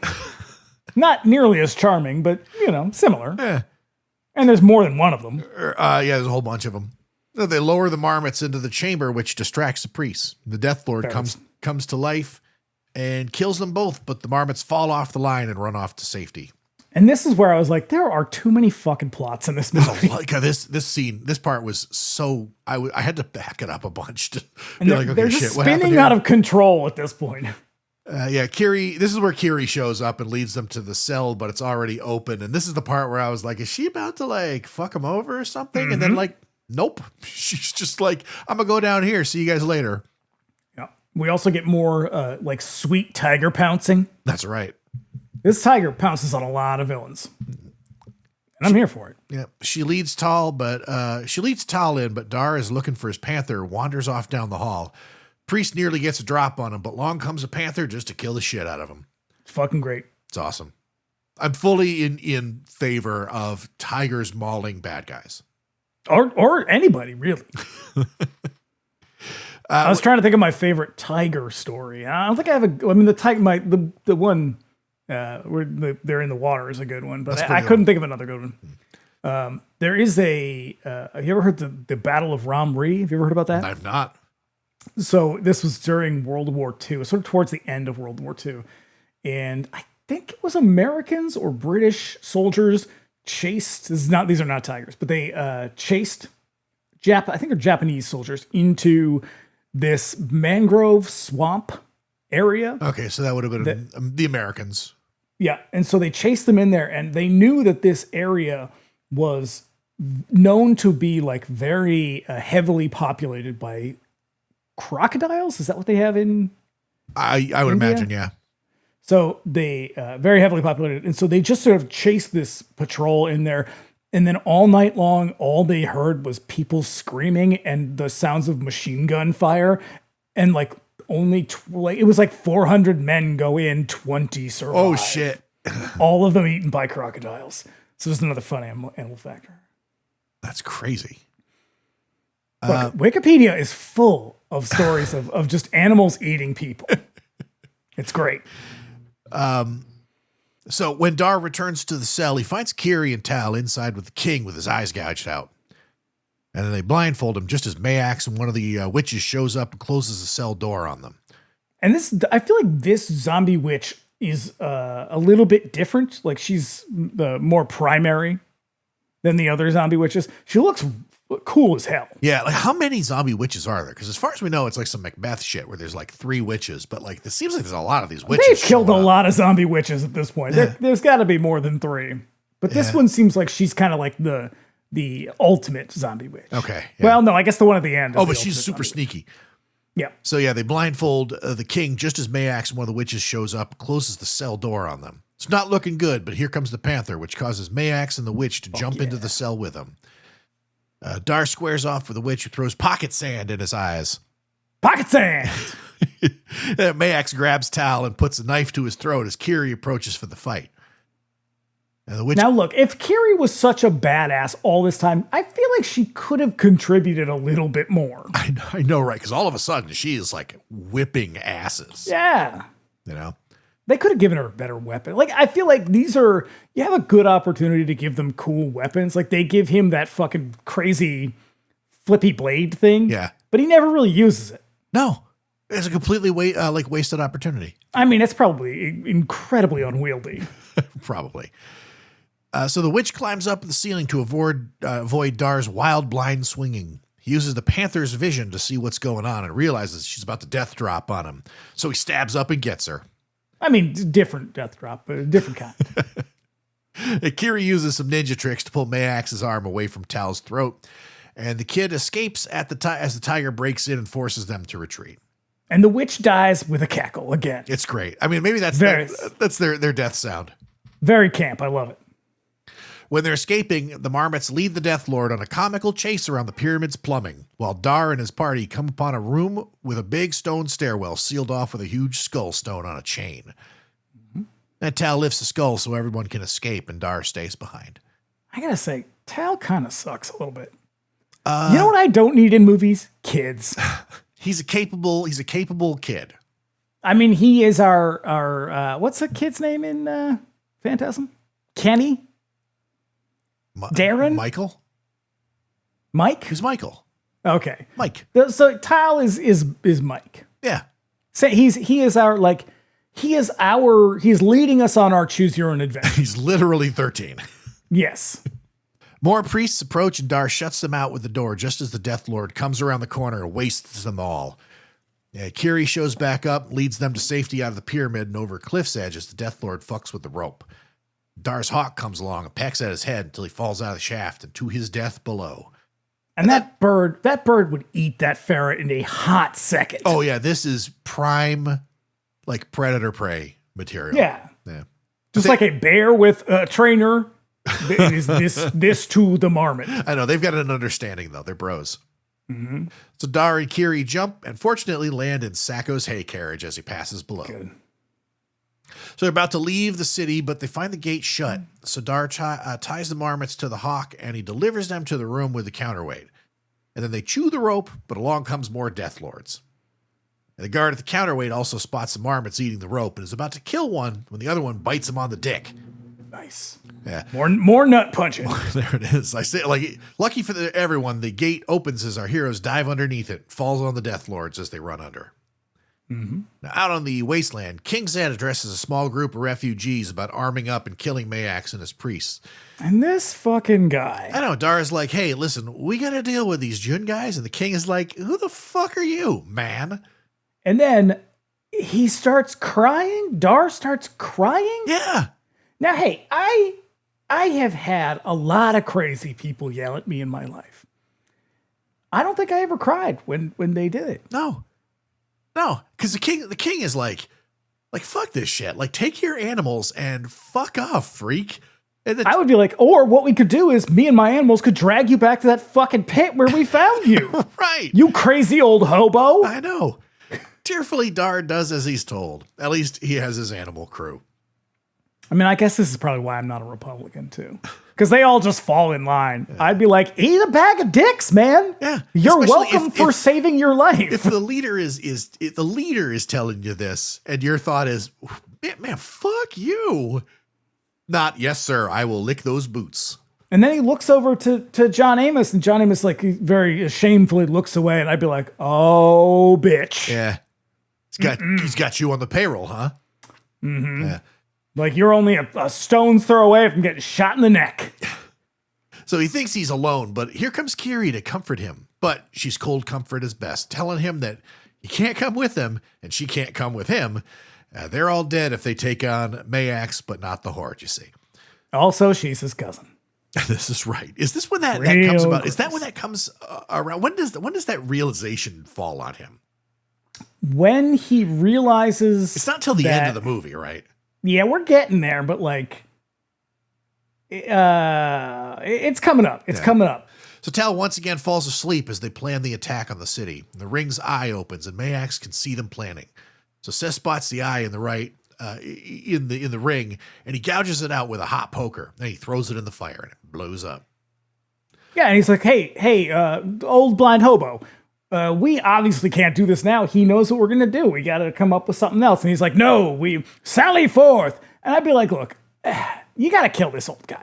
He's going to get you all killed, you guys.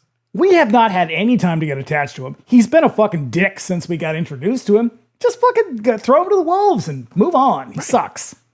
You don't need him. You don't need him. So out on the waste, Dar wakes up alone and spots Sacco bringing him a horse. And he tells Dar that the attack went off as planned and Maax was ready. Kiri was captured with Tal, who is going to be sacrificed. But at least they got some sweet clothes out of the deal. Right. In Aruk, a crowd waits at the bottom of the pyramid as Seth, Kiri, and Tal are brought up for sacrifice. Dar races to the city on horseback and arrives in time to fight his way up the steps. He throws the marmots into the carriage to chew off the bonds and free Seth and Tal, who start the fight. who whip off their robes or whatever. Leave the robes on because, man, they need to put some fucking pants on that kid. Everybody needs some more clothes, okay? There are moments in movies where I'm like, oh, don't need that. You do not need new children. There's a scene where this kid is wearing like a fucking towel, and that's about it. And it's like, guys, just you're making me really uncomfortable right now. Just hey, Alejandro Jodorowsky, I get that you're very creative, very talented man, but this movie about you and your child. Does he got to ride around naked on the horse? Does he have to be nude the whole time? Oh, yeah. So Dar fights his way through the priest, faces off with Maax as one of the witches announces that he is screwed. The prophecy is about to be fulfilled since Dar has returned. Okay, so this is when he realizes that he is his son, which, I don't know if the wheels are turning in his head or anything, but like he would have ultimately put the pieces together. Yeah, the king suddenly realizes that Dar is his son. So Maax, it's like, maybe you should have been nicer. I know. Because Maax stabs the king and attacks Dar, and they fight a bit until Dar turns the tables and stabs Maax with his own ritual knife and kills the witch. Yeah. Then he rescues Kiri and makes his way down the steps, but Maax isn't quite dead yet. He sneaks up on them and is about to attack when one of the marmots jumps at him and bites him on the neck, sending them both into the fire. Fucking bastards. I know. A noble sacrifice if ever there was one, but man, I liked that marmot. Yeah, maybe he clings to the wall. And then they cut to the other marmot who looks sad. Who is devastated. Who looks sad. Why do you do this? Why you got to show me this? This is like that movie Good Boy when everyone's like, don't worry, the dog doesn't die. And I'm like, the dog is visibly distressed the entire time. That's pretty much just as bad. I want them to have a life of beauty and wonder. I know. And then the city then gets ready to fight the June. And they pull the bridge away from the moat and then proceed to cover it so the horde will fall into it when they approach. Dar calls us, a clever ruse. Mm-hmm. Cunning attempt to trick them. Yeah. So when Dar calls his hawk buddy up and tosses him the amulet, the weird bird people thing that they gave him, and he flies off with it. And that night, they wait by the gate as the horde approaches. It's a shitload of bad dudes on horseback who all attack by bum rushing the gate. But like a bunch of fucking idiots, they rush right into the tar pit moat. Fools. Fucking rookie move.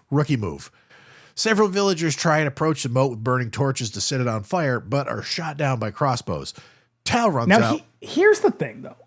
I don't know if swapping out the crazy blind guy for a 12-year-old was the best option. I feel like these people keep making bad decisions vis-a-vis leadership. I know. That get them into these situations. Maybe it's better that they don't make it. This kid's got initiative, though. He does. I'm not quite sure what he's trying to do. Is he trying to set it on fire? Yeah, you got to set the pit on fire because it's flammable. You're going to go out and sets it on fire. Yeah. So Tal runs out and grabs a torch as the city gate falls, and he ends up shot in the chest with an arrow, so Dar and Seth run out to help. Kiri sets one dude on fire, and Dar kicks him into the moat, which causes it to explode, burning the horde alive. And these dudes, they go up like they are made of polyester. It's awesome. Like the way she touches the thing to him, and he just bursts into flames. The way that the fire is shot, the way that this battle is shot is fucking amazing. It doesn't make much sense. I don't really understand how this horde is connected to the bad guy in any way. We lose all plot about I'm going to say an hour and 40 minutes into this movie. But it's like a lot of like swords clashing and shit, and everybody's in silhouette against this fucking wall of flame. And like there's something about the fire that's also different. Like it is a roaring inferno. It feels like a very precarious stunt moment because they look like they're actually fighting in fire, like jumping kind of around it. Yeah. Yeah. And this scene goes on for far too long. And a lot of stuntmen are doing burn stunts here too. Like, oh boy. Just loincloths and burn stunts. Yeah. So that's the name of my memoir. A few of the June still live and start fighting the party, including the badass leader in the winged helmet. Dar handles most of them pretty well as some of the horde manage to climb out of the pit and continue the fight. It's not looking good. They're surrounded, and the war chief in the sweet helmet arrives. But look, I mean, again, he could have just Beastmastered the horses. Yeah, get the horses on your side. At this point, though, the horses are probably pissed because he killed other horse friends in the fucking moat. Yeah. Yeah, that's an obstacle. So he and Dar fight. Dar drops his sword, but he also manages to jump out onto the war chief and knock him off his horse, buying him some time to get his sword back so they can fight. Chief gets his weapon stuck on the bridge, and then he falls on it when Dar kicks him onto it. And it's like this kind of flange mace-looking thing. Yeah, it's like a mace with like a sieve edge to it. It's cool. It's like a real Dungeons and Dragons weapon. Yeah, it is. So, but he's so fucking badass. He's falling on this thing, but he stands up and he keeps fucking fighting with this weapon stuck in him. And then they fight some more until Dar just dumps him into the pit of fire. And we never find out who he is. Nope. I was like, what the fuck? They go out of their way to present this guy as menacing. They set him up like he's gonna be something, and like he's gonna be your other brother. And there is a sequel, but he sets up several actually. But yeah, he's set up in such a way that you want to know more about this guy. Fuck Maax. This guy has an awesome look about him. Yeah, it's sort of like the what's his name what's Clancy Brown in Highlander? Kurgan, yeah. Yeah, like you're like, oh, he's gonna come back and he's gonna be a badass. I mean, he comes back, but it's just like, okay. Yeah. Now he's dead, I guess. We just chucked him into the fire. Yeah. So still surrounded by the rest of the horde, it looks like it's curtains. But the hawk returns with the bird people who surround the horde with their crazy wings and reduce them all to goo and bones. Saved at the last second. Mm-hmm. It's pretty sweet. And then as they're kind of winding down their fight, the head Birdman gives Dar the kind of like the that'll do pig look. Yeah. And then he flies away. They vanish into the night sky. Mm-hmm. Now Beastmaster will travel the world, putting right what once went wrong. Triumphant, the city rejoices. They bring Tal into a house and yank the arrow out. And then in the morning, the kid is on the mend. Dar's getting ready to leave, and he hands over some treasure for the new king. Seth grabs his hand and sees the brand and realizes who he is. Also, I completely forgot to mention that they do that fucking gnarly handshake thing where they grab each other's elbows. So I leave my house pretty frequently during the day, like a normal person, totally normal person that I am. And I walked out of my apartment and I turned the corner and I see these two dudes on the street, and one guy gets out of his car and he goes up and enthusiastically greets the other guy, and they launch into a handshake straight out of a house party. Like, it is elaborate and it goes on and on. And I was like, I wanted to stay and just see how it ended, but it just kept going. I was like, how do you coordinate that? You know what? I've walked places with you. If you slowed down a little bit, you might have had time to see the whole thing. Can't. Gotta go. Gotta move. You should see me in a car. It's like I'm going to explode. Oh, so after 15 minutes, I'm like, why are they stopping? And everyone's just like, it's a red light. Calm down. Dar refuses the right to be king, giving it up to Tal.